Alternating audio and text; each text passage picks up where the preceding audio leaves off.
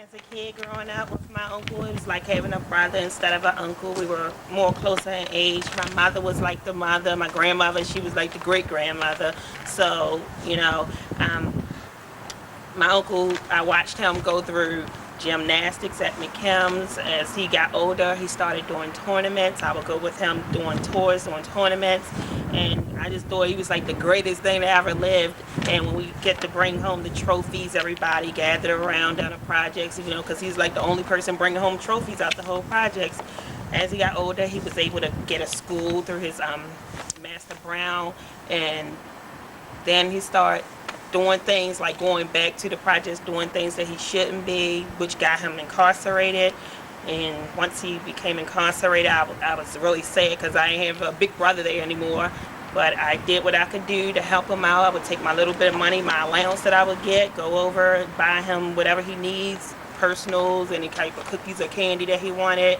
I would constantly stay there with him no matter who would give up on him. I never did. When he came home, he said he would get himself together, and sometimes, he would do good, then he would go back. And then the last time that he said he really didn't want to do, he didn't want this life anymore. And he said, if you give me money, I'm going to go to Master Brown and I'm going to do everything right.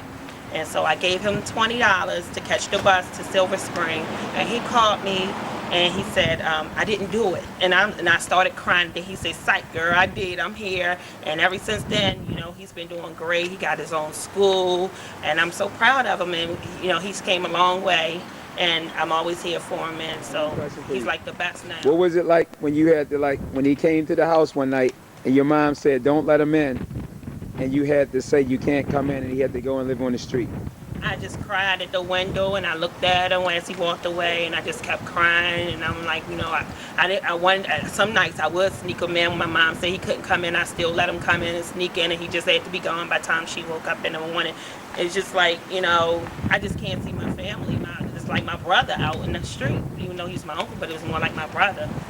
But do you think that was a necessary part of his life in order for him to change? Now that I'm older, I know it is. It was necessary, because if she didn't do the things that she had to do to make him become the man that he is today, then he probably still would just be where he was at before and never got himself together, because she'd have kept on giving in to him.